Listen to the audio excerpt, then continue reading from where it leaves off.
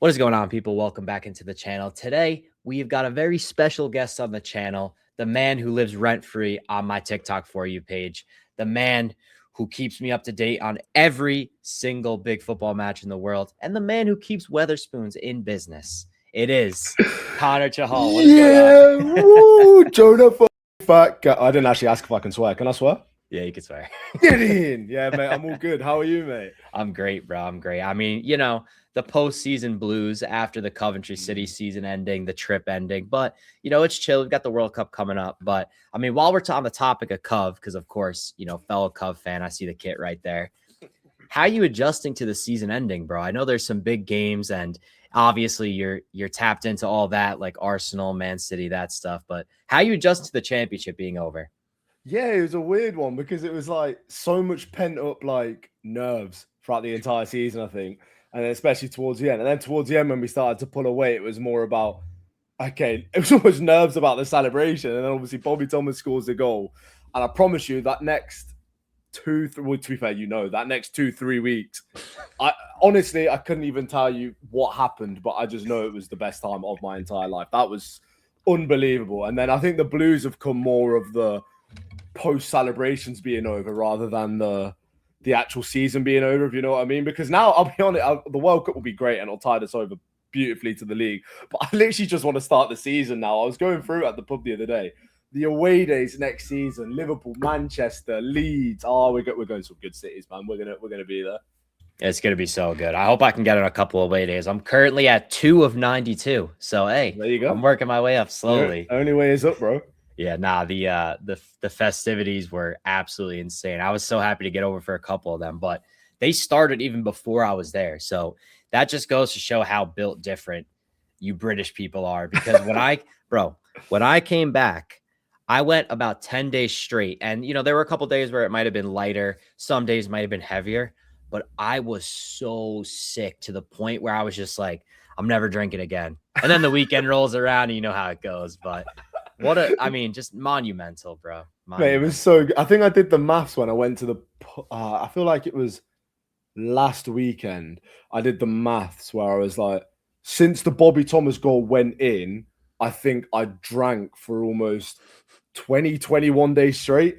And obviously that's what you do when your team gets promoted. So like it's complete. I wouldn't have even been the most drunk person in this city, to be completely honest. There'd be people on way bigger occasions than I was. But honestly, the feeling around the city, which is why obviously you came, and I'm glad that you got to experience how buzzing the city actually was.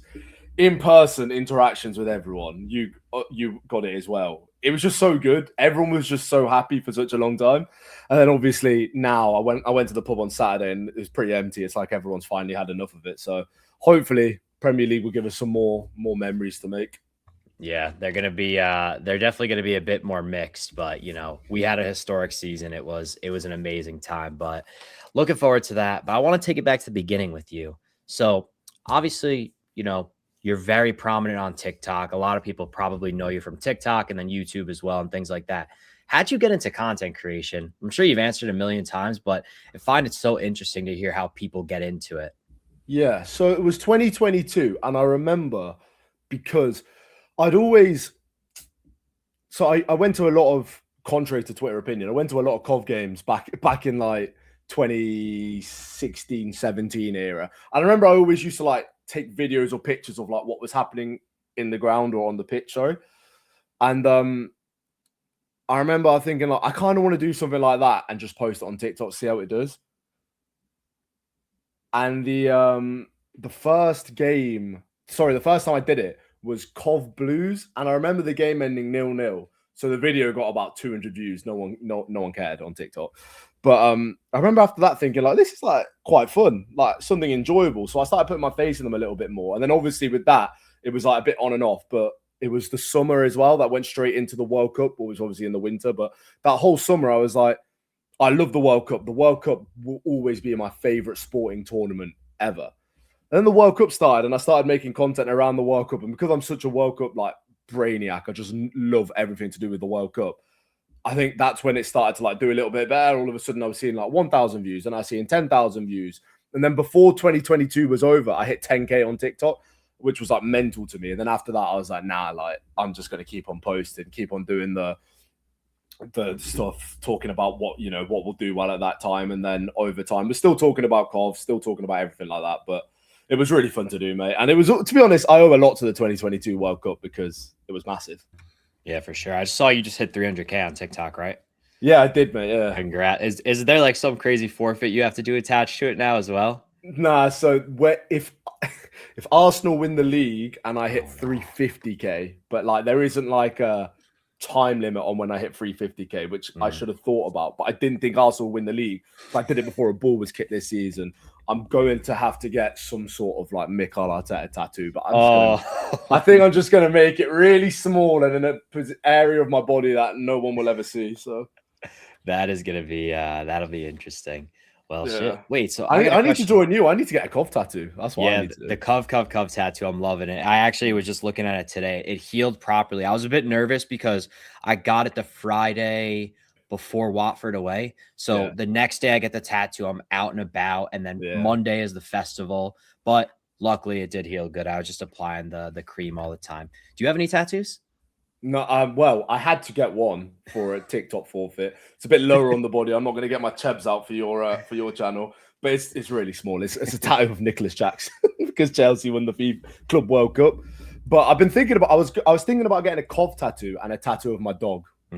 So, or my dog's name, which is Memphis. I'm going to get one of them. So you might have to mix those in before the Mikel Arteta, because having a Nicholas, your first two tattoos, that's got to be a one of one. No one else in the world. Nicholas Jackson, Mikel Arteta tattoos. Oh, mate. Some of the punishments that I've had to do through like TikTok forfeits. I explained it a tiny bit to you just before we hopped on, but I had to fly to New York and back on the same day in October. And you'll know, New York is not an easy flight. It's not a cheap flight. No. And I went there. I had to put a football top in a bin and fly back to England on the same day. And I was like, I got back and I was like, what am I doing with my life? Like, why have I just done that? I could have faked it and just had like a holiday in New York or something, but that's just stupid. That is insane. Yeah, that flight is no joke. The flight from London to JFK is solid because with the time difference, you're actually jumping back.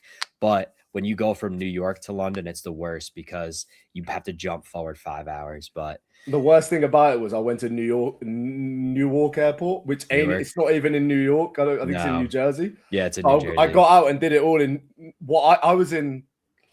Where did I go? I got like an Uber to like the nearest big place, and I think it was Hoboken. I don't know anything about New York. Yeah, that's not New York. Yeah, all the comments were like, "You need to do it again. You're in New Jersey." I was like, "Fuck that, bro." Just stop. We'll bounce back around to that because I heard that you're coming to New York this summer, which is going to be great. So before that, though, you ready for the World Cup? This is like your bread and butter. Like you got to be so excited. Mate, I'm so unbelievably excited for the World Cup. I absolutely love it. I did a little pub quiz game the other day. I love the World Cup that much that since I was born in 2000. So obviously I don't remember the 2002 World Cup, but 2006 onwards, I think I got every single scoreline correct in every single World Cup. I did it in the pub the other day. Jeez. It was honestly, it was so fun. That's the level of how much I love that tournament. I wouldn't be able to do that for any other tournament, any other sport, but the World Cup, it just means something to me, man. Yeah, for sure. I mean, I've seen you in action because a couple times we met up at Spoons. You are literally like, you will pull out your little makeup ring light thing and you'll just bang a TikTok, which it's so impressive how you just stay on top of everything.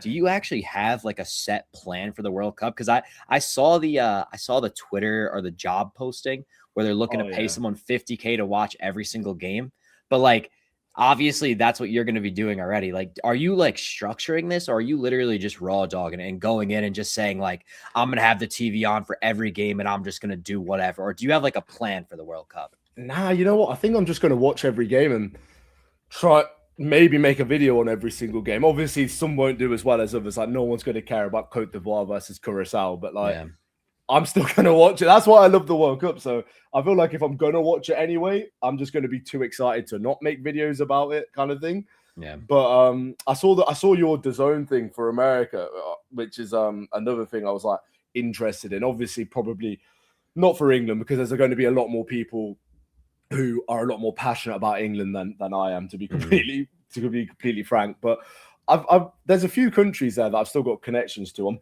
tiny bit Ecuadorian. I've got family that live there, so I was thinking like maybe could try and do something like that. But if not, mate, I'm just going to watch every single game and see what happens. It's just off the cuff, I think. Yeah, I mean, no matter what, I already know if I don't get to watch every single game because the times are all over the place, I know I could just open up TikTok and you'll be like the first 3 scrolls. So actually, I'll throw it back to the Euros in 2024. So I had just graduated from university and I was studying for my board exams.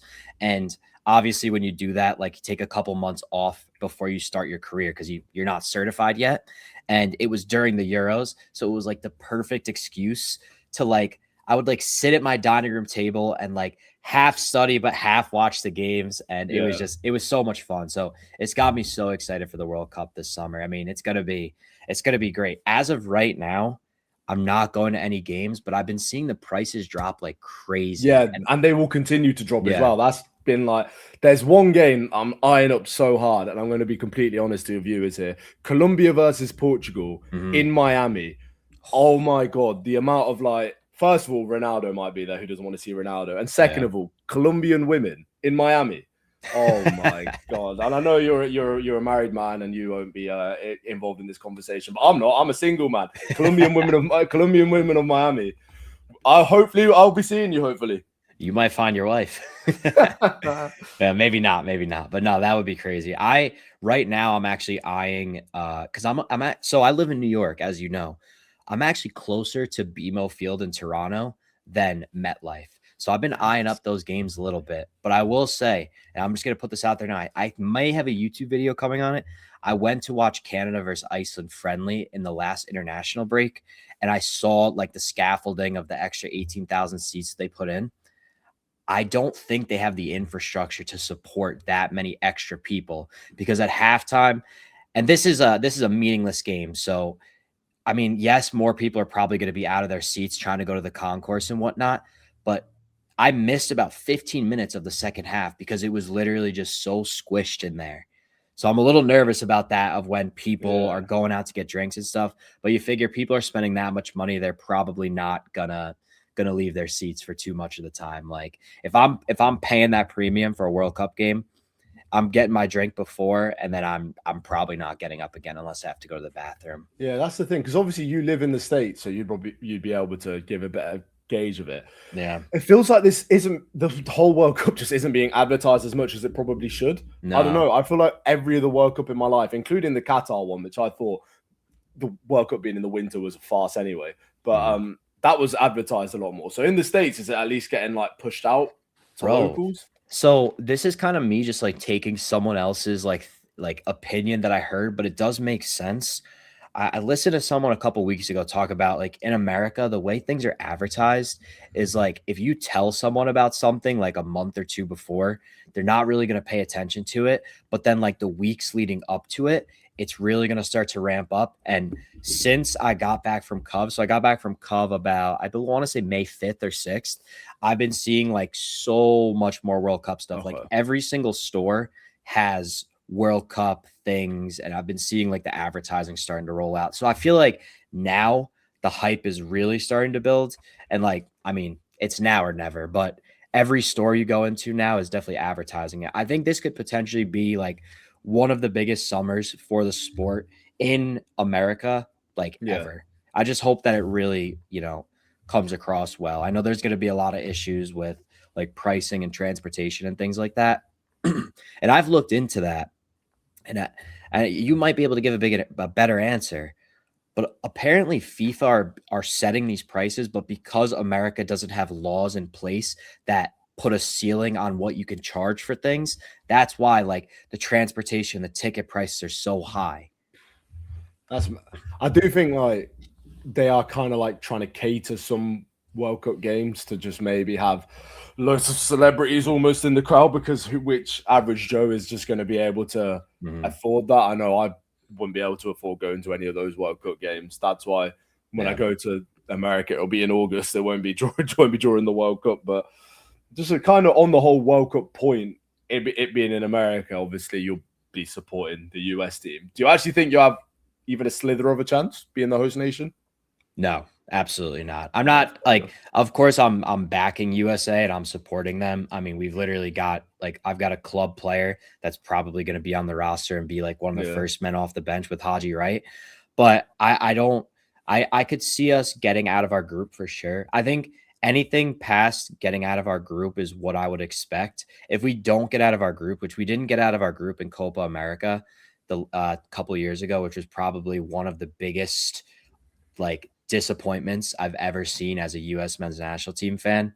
I think it's probably first or second round we're gonna get knocked out. Like, Yeah, but it's because you'd think with a country with the infrastructure of America, and I know yeah, the country itself, football is a lot lower down than some of the other sports in the country, which I understand. But in my lifetime, it just feels like they've not made any strides because I've watched them at all these World Cup. I think it was 2006 was group stage.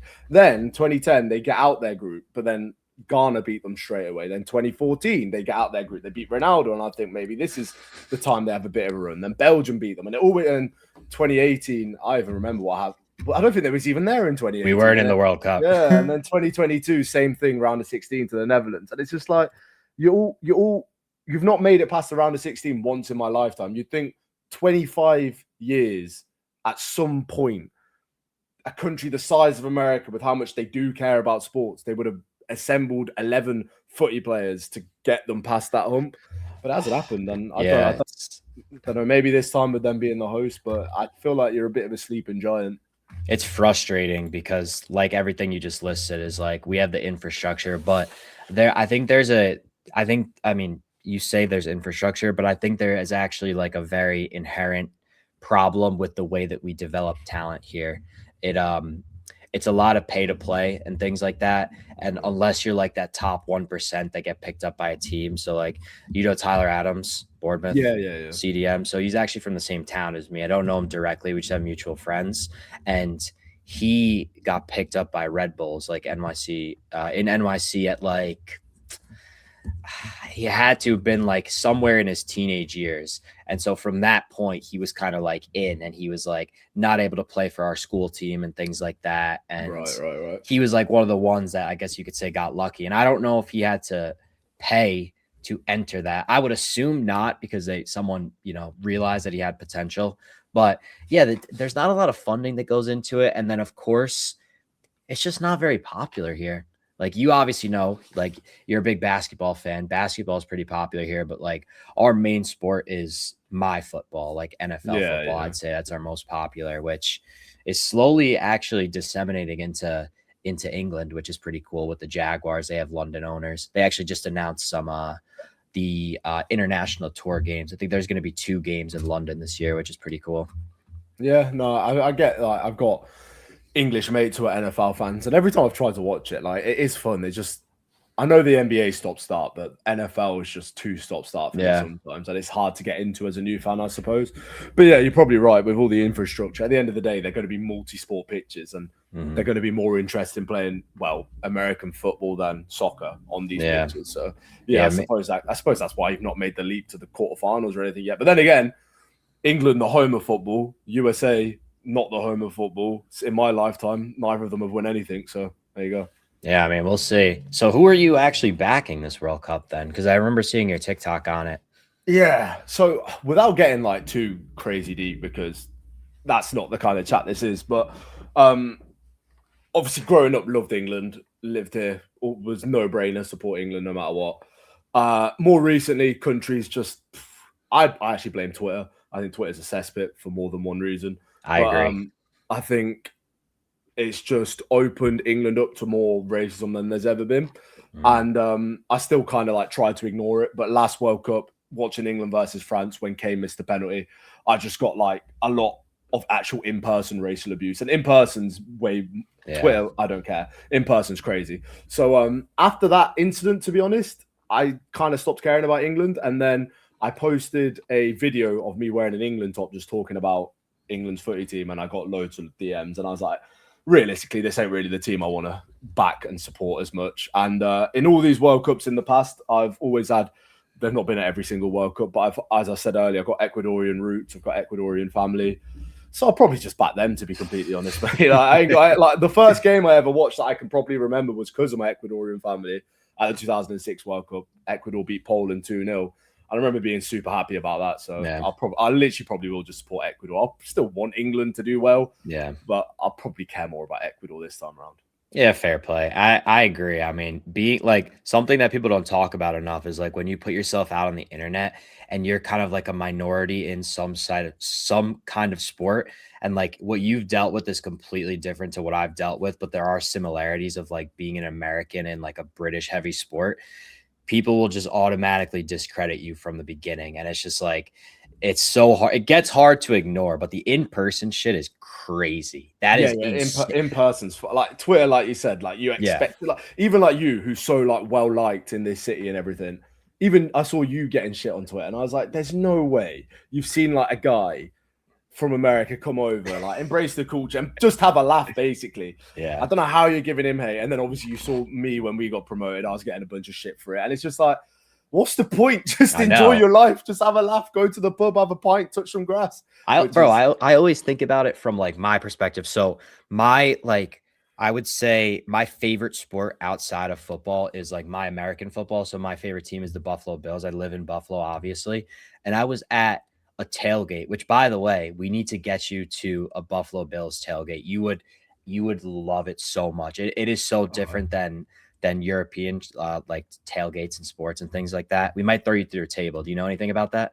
Never heard of Okay, well, we'll save that for another day. Buffalo Bills are known for before games, fans getting on elevated surfaces and jumping through tables. But we'll circle back around to that. I was at a tailgate for the first game of last season. It was Buffalo Bills versus Baltimore Ravens at Orchard Park, and I met this guy. Well, I saw this guy who was wearing a Buffalo Bills jersey, and then he had a Spain kit wrapped around his waist. So obviously I'm going up to talk to him because I'm like, that's crazy to see. It was people from Spain who were Buffalo Bills fans who flew over for the game. And my first thought was like, this is amazing. Like I wanted to show them around and take them around. So it's just like crazy to see that like people will just like not accept you just because of like where you're from. But again, we're not focusing on that. Like also it's the minority, so there's no point focusing on it. Exactly. It's just such a small amount, but we'll move on. The World Cup is going to be an absolute movie. I'm looking forward to it very much. Now, this is going to be a little bit of a gear switch here, but why are you on Football Manager? Mate, back in my day. Now, back in the day, mate, I used to It's all those dead rose emojis right now. But no, back in the day, mate, I used to be a player. But obviously, as I got so basically, the little 1 minute story of it all is grew up obviously playing football. Loved it. Got into Leicester's academy. I know Coventry, Leicester, but got into Leicester's academy at like I want to say age 14 till I was 16. 16 is scholarships when you like realize you're going to make it pro or not. I wasn't good enough to make it pro. It wasn't to do with any injuries or anything. I wasn't good enough. Leicester let go of me. Went around a few. Actually went on trial at Cov. All of them said no. And then went to uni. And at university, kind of stopped playing footy for a bit. Then lockdown hit. So definitely stopped playing football. Coming out of it, I joined a team that is 17 promotions away from the Premier League. I've been there for 3 seasons. And you have to actually download a separate, like, I don't know how to explain it. It's like a different database on Football Manager. But if you do it, you get all the leagues. So Coventry Alliance leagues are all on it. My team's on it. And obviously all the players are on it. I don't know who's decided to actually spend time making this database, but there you go. So every time I get it, I suck on Football Manager as well, by the way.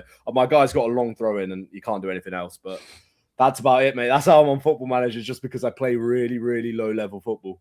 That's hilarious. So wait, so you still play, right? Yeah. I'll still play because I've seen that guy on TikTok, Ren. You play with Ren, right? Yeah, Renico. Yeah. We play on the same team. He joined. He mic'd himself up, and then he started micing me up for it. And the content's actually pretty funny because I'm a centre back and he's an attacker. So, but I'm just saying, I won Golden Boot this season. 6 penalties out of 6. Damn. Pen Merchant. Nice gold. Bro, Unk still got it. 6 league goals all season. Probably says a lot about our team, but. Yeah, I mean, hey, I'm always seeing his highlight reel, so maybe he's got the lead up, maybe just not the finishing. Maybe Yeah, you and need you know what another it is? striker. He joined halfway through the season, and he still almost got over 6 goals. So fair play to him. Yeah, fair play. Obviously, you could just tell he's got it. But yeah, Yeah, no, definitely some good content. yeah. So wow, that's not what I was expecting. That's an interesting story. It's a Okay. weird story, bro. It's a weird little side quest. Yeah, bro. Did you wait, actually, well, I'll rewind that conversation. So what did you do before you became a content creator then? Like what was your university degree? What was your job? So I went to uni, did business management. Mm, It was kind of just a course for people who didn't do very well at A level. mm, And by coincidence, four of my best mates from like 11 years old also went to the same city I went to uni in. I mm. the same uni as well. So we all just lived together at uni, like 5 mates who have been there since like 10 years old. That was pretty sick. Most of us just did goss about courses that no one cared about. So after those courses obviously didn't do anything for us because they were just pointless courses. So we all had to find like jobs outside of it. I actually joined West Midlands Police for like a little bit, which is kind of mad, Yeah. but just didn't enjoy it. So left, became a phone operator for the oldest taxi company in Coventry, shout out Alan's Taxis. And then after that, I was still like doing TikTok and working at the office doing that. And then as of January this year, I was just like decided to take the leap and try and just do this full time kind of thing. Sick. Yeah. Well, so you're coming to New York this summer, I hear, right? I am. I'll be there in August, mate. That's sick. I'm excited for that. But it's not Memphis though. I know you're a basketball fan. Yeah. So you support the Memphis Grizzlies. How'd that happen? So I always had a basketball rim in my driveway and I never used it because I didn't care. But then one of my mates growing up, he moved next door to me and he loved basketball. He loved playing basketball. He's a Knicks fan and he lives in New York now. He's the reason I'm coming there. So me and him started playing basketball. And obviously when you start playing a sport, you take an interest in it. So then at that time when I started watching, I think James Harden was the best player in the world by a country mile and he was at the Rockets. And I was like drawn to him kind of, but then it just felt like a cop-out supporting. Well, I mean, it wouldn't have been a cop-out because Houston haven't won anything, but I was this close to becoming a Houston fan. And then I remember my first live game that I stayed up for was the Spurs versus the Grizzlies. Okay. Spurs had Kawhi Leonard and like I feel like they still had a really old Tim Duncan and everyone. And the Grizzlies didn't have that kind of power at all. They had a really old Vince Carter. They had Mark Gasol. And they just ground it out. And I was like, the way that they're playing is just admirable because I knew that they weren't meant to win that game and they did. And then after that, I was like, that was the first game I ever watched live. And then after that, I was like, forget it. I'm a Grizzlies fan. Little did I know I was signing myself up for staying up on GCSE nights, watching Bruno Caboclo run point guard, losing by 60 to the Charlotte Hornets. But look, that's what being a sports fan is. And that's what I'm stuck with now. I mean, we've got the third pick next year, so who knows? But yeah, it's coming up 13 years, I think, since I started supporting the Grizzlies. Yeah, I was going to say, because you said James Harden at the Rockets. So you joined like right after the peak time, or maybe right when it was peaking with like Cavs, Warriors, all that, or Heat Warriors. Yeah. So wait, how long you'd be in New York for? I'm coming to see my mate. He's married and they have a spare bedroom. So I'm going to stay with him. So I've saved money on accommodation there, which is pretty cool. But I can't lie, I haven't actually got a date like of where I'm coming back in mind. I'll probably just come back before the Prem season starts. So I'll probably stay for like 10 days, probably. Okay. Probably sounds about a decent amount of time to stay. It'll be after the World Cup, so I'm assuming prices of flights will drop a little bit. So yeah. So me and my mate are going to see my mate and his wife, and then we'll just stay out there. I do love New York. I've been before. It's so good. Yeah, we'll talk off camera. I'll definitely come down because I'm even thinking if you're here for a long time, we might even be able to go to Memphis. But either way, we'll definitely do a night out in New York. Nights out in New York are ridiculous. Yeah, for sure, man. Now that'll be a good one. I'm looking forward to it. If you go back right before the Prem season too, that'd be like the perfect transition back into it all. Yeah, exactly. Going from New York party into straight back to away days with Cov. Oh, I'm so excited for the Premier League season. It's gonna be good, mate. It's It's gonna gonna be good. actually my friend is an Everton fan and they just got pumped by Sunderland 3-1 Yeah. yesterday. And he texted me. He was like, I hope you know how good you had it last season because being a Prem team that's not at the top is ass. I'm like, I know. I'm slowly mentally preparing myself. It depends. I know this ain't a full blown Cov talk, but mate, if we do the right thing in the summer, well, you never know. You never know. You saw what happened to Sunderland. They can still get Europa League. There's only one game left. I mean, you'd Yeah. have to spend a lot because Sunderland spent a lot to be in that position. But I'd happily be like a Leeds, just Oh yeah. Oh my God. kept a lot of those players and finished what they're like 15th, 14th right now. To be Happily. safe, to be safe with 3 games remaining, I would Yeah. be so happy with that. Yeah. But yeah, like you said, it really does come down to the summer. And like we were talking off camera, I was saying like I like don't want to just make like Cov transfer rumor videos every single day for the entire summer, but it's like so much stuff is coming out, and it's gonna be right now. Everything is just like smoke, like it's all just like stupid nonsense, like who knows if like these journalists are getting paid and whatnot. But my one thing, and I want to ask you about this. So Sunderland, obviously, other than the fact that they are, a big club and they generate tons of revenue from their stadium and whatnot, they did have a marquee sale of Joe Bellingham last summer. Do you see any big sales this summer? Because I will give you a little hint. I have a hot take that there could be a large sale to kind of like empty out that PSR like scaredness. Like, do you think anyone could be sold? Is your hot take that Hadji Wright's going to be sold for a lot of money? No, it's not. Okay, because that's the one where I'm thinking. Obviously, Yeah. It's so weird because these are the lads that like made the dream come true. You know what I mean? And I don't want any of them to leave. Like, I'm sure you're the exact same. Like, I don't want any of them to go anywhere.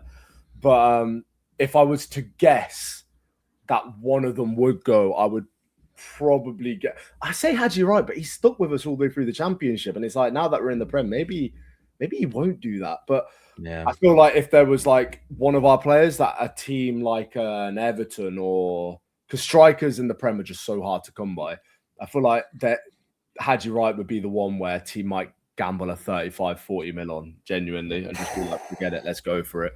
Because I think it's obvious when Hadji Wright plays and he's on it, like we saw last season with the Borough game, and we've seen in previous seasons over and over. When he's on it, that guy is unplayable. No one can touch him. There's nothing anyone can do about it. So there'll be a team that sees that and probably gamble on it. You've seen teams take a lot bigger gambles on a lot worse players than Hadji Wright. So you never know. I mean, especially the way that money just gets thrown around the Prem right now too. But the World Cup will definitely have a big impact. I will say, because I mean, I know you're tapped into the World Cup, but I'm not sure how like tapped into the USA you are. But he isn't going to be the starter. Like I said, he'll probably be the first attacker or the first striker off of the bench, especially with Pat Adjaman going down from Derby County. But yeah, I mean, we'll see. Like, obviously, he's a striker, so he could go for big money, but everyone says this, and I have a hard time like kind of understanding the reasons behind it, but I've recently started to understand why people say he might be even more effective in the Prem just because there's more space and there's a little bit less physicality. Is that something that you can get behind, or is that something where you think it's kind of just a cope of people saying that? No, I actually agree with that because the championship, first of all, is so much more demanding than the Premier League in terms of the amount of games you play anyway, because you're playing midweek weekend pretty much every single time. And a player like Hadji Wright, who's a tidy player, he's a physical guy, don't get me wrong, he's big, he's strong, whatever. But the championship is all about basically, if you're big and strong, you'll bag however many goals. Like that Vipotnik fellow who won Golden Boot this season. I don't think he would be as good in the Premier League as Hadji Wright. Yeah. And I think a lot of that just come to in the Premier League, you are rewarded more for if you're a better footballer, if that makes sense, rather than a better physical specimen.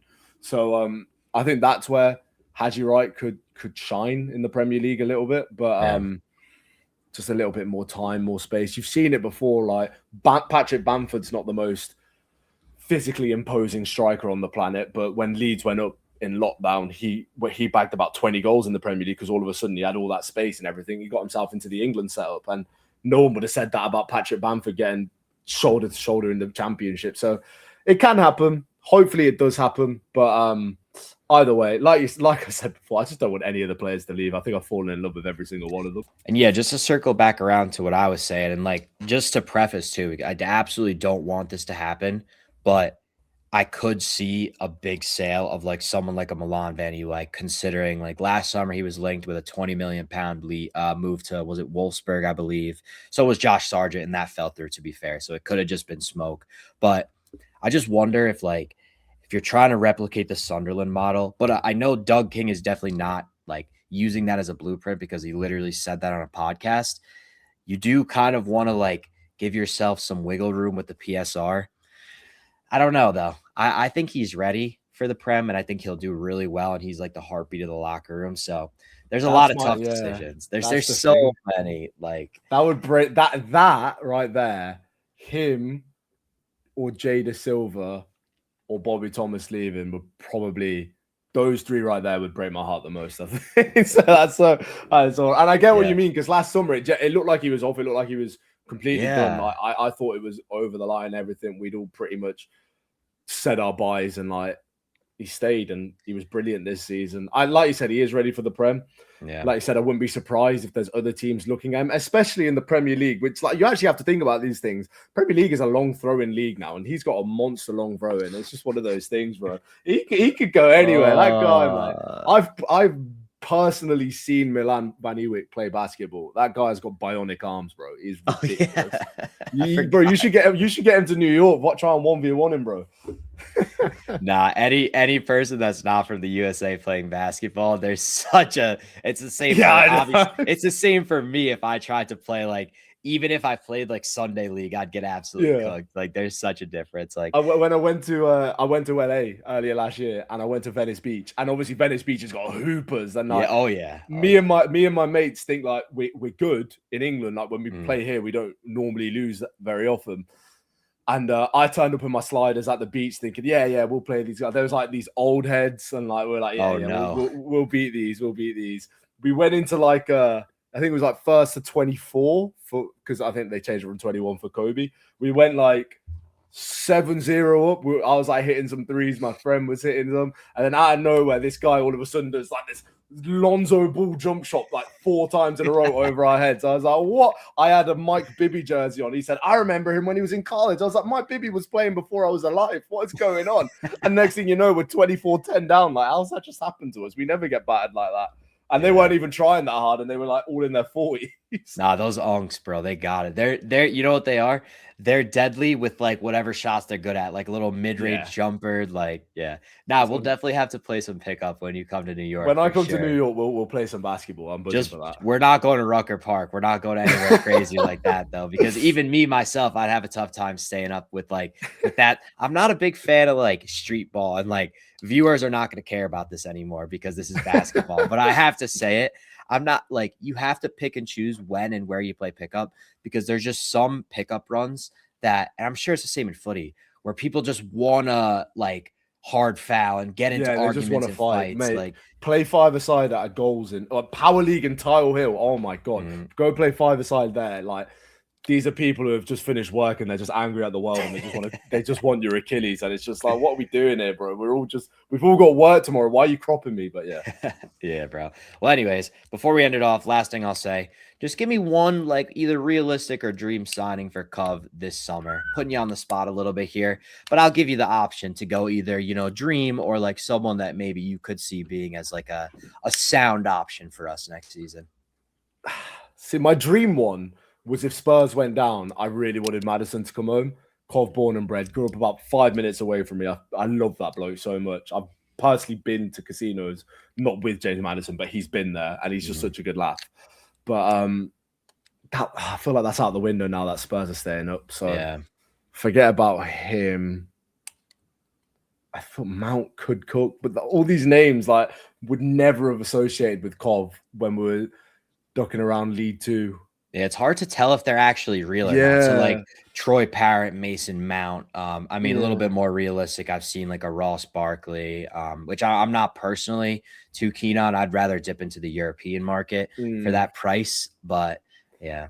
Oh, you know what? I'll go then.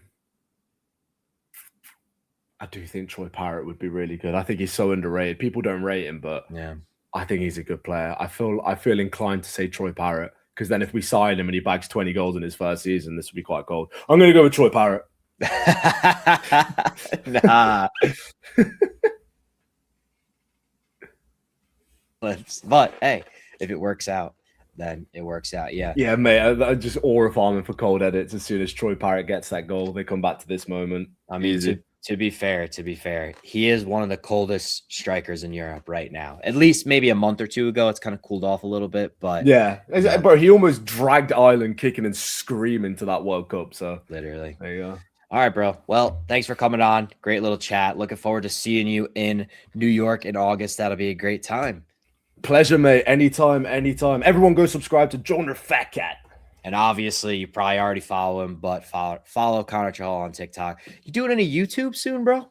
I saw that one YouTube video you dropped. Mate, I've got a huge YouTube video planned for the World Cup. That's all I'll say. Huge. Yes, let's go. We will be there.